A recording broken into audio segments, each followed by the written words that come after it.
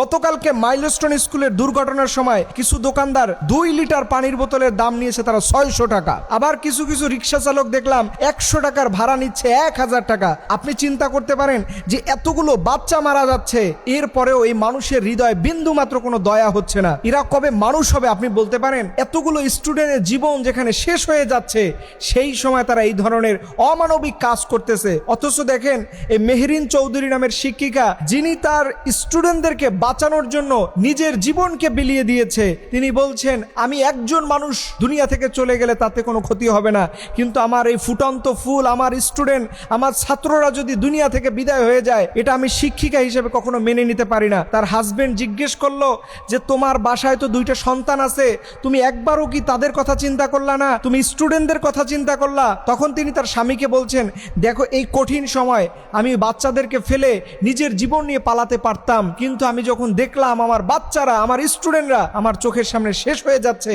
আমি ওই সময় নিজেকে ধরে রাখতে পারি নাই। এর জন্য আমি আমার বাচ্চাদের কথা তখন ভুলেই গিয়েছিলাম। এবং আপনি জেনে আরো অবাক হবেন, লেফটেন্যান্ট তৌকির ইসলাম, যিনি চাইলে একটা বোতাম টিপ দিলে নিজের জীবন সেফ জোনে নিয়ে যেতে পারতো, চাইলে তার ফ্যামিলির কাছে ফিরে আসতে পারতো, অথচ তিনি ভাবলেন যে আমি যদি এই মুহূর্তে বিমানটাকে রেখে চলে যাই, কোন জায়গায় পরে কত হাজার মানুষের জীবন চলে যাবে।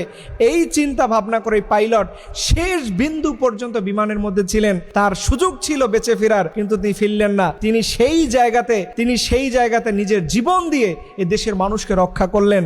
অথচ আমরা আসলে কোন মানসিকতার গল্প বলি? অথচ দেখেন দিনে দিনে আমরা কোন মানুষে পরিণত হই। সামান্য 30 টাকা এক বোতলের পানির দাম, সেই পানির মায়া আমরা ছাড়তে পারি না। যেখানে 40, 50, 100 টাকা একটা রিক্সাওয়ালার দাম হয়, যেখানে আমরা খুশি হয়ে অনেক রিক্সাওয়ালার বোনাস দেই, অথচ এই কাজটা তারা কিভাবে করলো? এই বিপদের মধ্যে আমরা কিছু বিষয় দেখলাম, কিছু মানুষ সেলফি তোলার জন্য সমানে দাঁড়িয়ে থাকে, অ্যাম্বুলেন্সকে সাইড দিচ্ছে না। আবার আজকে আমরা দেখলাম যে আমাদের গভর্নমেন্ট সে সাহায্য নেওয়ার জন্য ফেসবুকে স্ট্যাটাস দিচ্ছে, এই দুর্ঘটনায় যারা আক্রান্ত হয়েছে তাদের সাহায্যের জন্য সরকারি ফান্ডে আপনারা জমা দেন। অথচ এই সরকার, ডক্টর ইউনূসের সরকার, গত কয়েকদিন আগে নিষিদ্ধ পল্লীতে 2 কোটি টাকার উপরে অনুদান দিয়েছে, তখন তার সাহায্যের দরকার হয় নাই। এই নিষিদ্ধ পল্লীতে তার টাকা দিতে ভালো লাগে, অথচ এরকম বাচ্চারা দুনিয়া থেকে বিদায় হয়ে যাচ্ছে, তাদের জন্য তার খয়রাত চাওয়া লাগে। এটা আমাদের জন্য অত্যন্ত দুর্ভাগ্য এবং লজ্জার যে ওনার মতো একজন মানুষ থাকার পরেও এই জাতীয় খয়রাত চাওয়ার অভ্যাস ওনার মধ্যে থেকে যায় না। একটা কথা মনে রাখবেন, সবার জীবনে সারা জীবন বিপদ আসবে না। আজকে আপনি যেই আচরণটা করবেন, এইটা আপনার জেনারেশন টু জেনারেশন এটা ভোগ করবে। আজকে আপনি মানুষের পক্ষে দাঁড়াবেন, আল্লাহ তাআলা আপনার পক্ষে কাউকে দাঁড় করাবে।